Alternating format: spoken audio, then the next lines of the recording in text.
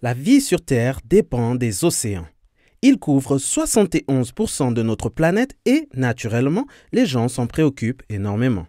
Avec les richesses qu'ils constituent, les océans ont une signification différente pour chacun d'entre nous. Nous avons tous nos propres intérêts. De générations de pêcheurs ont tiré leurs revenus des océans.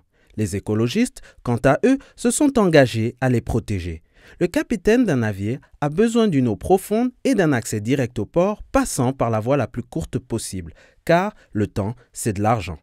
Alors, quelles sont nos priorités quand une zone marine représente à la fois un habitat pour la vie sauvage, un secteur de pêche et une voie de navigation maritime? Et qu'en est-il si la situation se complique du fait que l'industrie pétrolière souhaite exploiter le pétrole ou si un investisseur prévoit de construire un parc éolien? Le responsable de la planification, généralement un officiel du gouvernement, rencontre beaucoup de difficultés face à tous ces défis. Comment satisfaire toutes ces personnes aux intérêts si différents? Comment trouver un juste équilibre entre l'utilisation et la protection d'un même espace maritime? La planification spatiale marine, PSM, est une méthode relativement nouvelle de gestion des activités humaines en haute mer. C'est un processus stratégique à long terme qui guide les acteurs dans l'utilisation des espaces marins, notamment où, quand et comment elle se fait. Cette approche peut être utile lorsque de nouvelles opportunités d'exploitation se présentent ou si des activités ont un impact sur la nature. La PSM peut aider à trouver un équilibre entre des intérêts contradictoires en s'assurant que la société tire son profit tout en protégeant l'environnement marin. Alors par quoi commencer?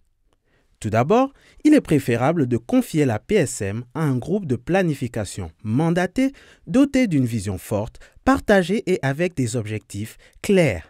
Les planificateurs doivent être à l'écoute de plusieurs parties intéressées et ce, non seulement au début, mais également tout au long du processus. En travaillant ensemble avec tous ces intervenants qui ont un intérêt pour l'océan, les planificateurs s'assurent que les usagers de l'espace marin établissent la confiance, s'engagent dans le processus et se sentent propriétaires d'une planification à laquelle ils ont tous contribué. Cela va bien entendu susciter des questions, de nombreuses questions. Devons-nous interdire l'activité pétrolière sur des sites de pêche importants? Devons-nous réorienter les voies de navigation afin de libérer de l'espace vital pour la faune marine sauvage? Pouvons-nous faire à la fois du tourisme et de la conservation au même endroit? La PSM commence par une analyse de la situation actuelle. Quels sont les endroits à plus haute valeur naturelle? Qui utilise la zone de planification? Quelles sont les priorités du gouvernement pour l'océan et son utilisation? En réunissant autant de données et d'informations possibles sur des domaines allant des lieux de pêche aux voies de navigation maritime, des habitats naturels importants aux gisements riches en pétrole et en gaz, nous pouvons faire l'inventaire des différents facteurs afin de comprendre certaines questions essentielles à traiter dans le cadre de la planification. Ensuite, la PSM identifie les éventuelles sources de conflits et de synergies. Quelles sont les activités que l'on peut facilement combiner et quelles sont celles qui s'excluent mutuellement? Des options pour l'avenir sont aussi prises en compte. À quoi devons-nous nous attendre dans différentes industries? L'exploitation pétrolière en haute mer pourrait s'étendre.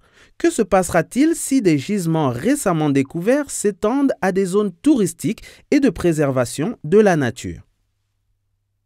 Ceci nous pousse à rechercher des alternatives et à opter pour des emplacements préférés. Des compromis pourraient également être nécessaires entre les différents intérêts en jeu. Des négociations seront nécessaires, mais elles ne pourront aboutir que si les parties prenantes sont réunies autour d'une table et peuvent se faire entendre. Après s'être accordé sur les meilleurs emplacements, répondant au mieux aux besoins de chacun et aux objectifs de la planification, il faut définir des actions susceptibles d'en assurer le succès. Il peut s'agir de domaines ou stratégies accordant la priorité à certaines utilisations, comme l'exploitation pétrolière ou les parcs éoliens, ou encore le détournement des voies maritimes pour donner plus d'espace aux baleines. De telles mesures doivent être développées avec la participation de tous les usagers de la mer et groupes d'intérêt afin de faire en sorte que la planification soit soutenue par autant d'intervenants que possible. Après avoir été acceptée et adoptée, la planification doit être aussi mise en œuvre. De ce fait, elle devra guider tous les usagers de la mer en vue de déterminer où, quand et comment mener leurs activités dans leur espace marin. Au final, la PSM est un processus continu. Elle implique des activités régulières de suivi, évaluation et révision. La planification a-t-elle permis d'atteindre l'objectif visé? Que devrons-nous améliorer? Quelles sont les autres informations dont nous avons besoin? Bien entendu, les choses évoluent. Le climat, les intérêts des investisseurs, les personnages politiques et leurs priorités, la planification devra également être adaptée au fil du temps. Bien élaborée, une planification spatiale marine permettra d'assurer non seulement la subsistance des populations actuelles, mais également celle des générations futures. De ce fait, ne soyons pas surpris que la PSM se répande à travers toutes les mers et tous les océans du monde.